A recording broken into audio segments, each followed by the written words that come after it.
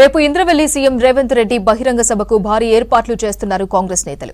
మధ్యాహ్నం 12:20 బేగంపేట ఎయిర్పోర్ట్ నుంచి హెలికాప్టర్లో బయలుదేరతారు సీఎం.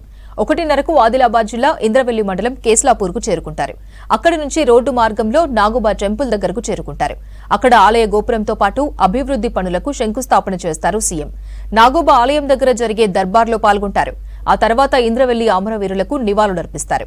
అభివృద్ది కార్యక్రమాలను ప్రారంభించిన తర్వాత అక్కడ జరిగే బహిరంగ సభలో పాల్గొంటారు సీఎం రేవంత్ రెడ్డి.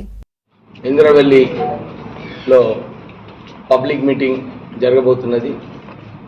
ఈ పబ్లిక్ మీటింగ్ కేవలం వారు ముఖ్యమంత్రి అయిన తర్వాత వారు ఫస్ట్ టైం టీపీసీసీ ప్రెసిడెంట్ అయినప్పుడు ఇంద్రవెల్లి నుంచి వారి ప్రస్థానం ప్రారంభించారు.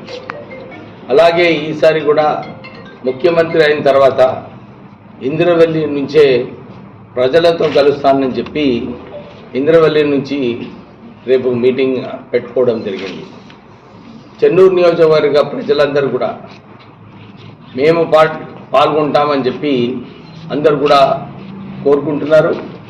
మేము ఇక్కడి నుంచి చెన్నూరు నుంచి, ఎందుకంటే కొంచెం దూరం ఉంది, ఇక్కడ నుంచి 200 కిలోమీటర్లు, సుమారు 10,000 మంది చెన్నూరు నియోజకవర్గం నుంచి మన ఇంద్రవెల్లికి వెళ్ళి ఆ సభను విజయవంతం చేసుకుందామని చెప్పి అందరూ పోతున్నారు.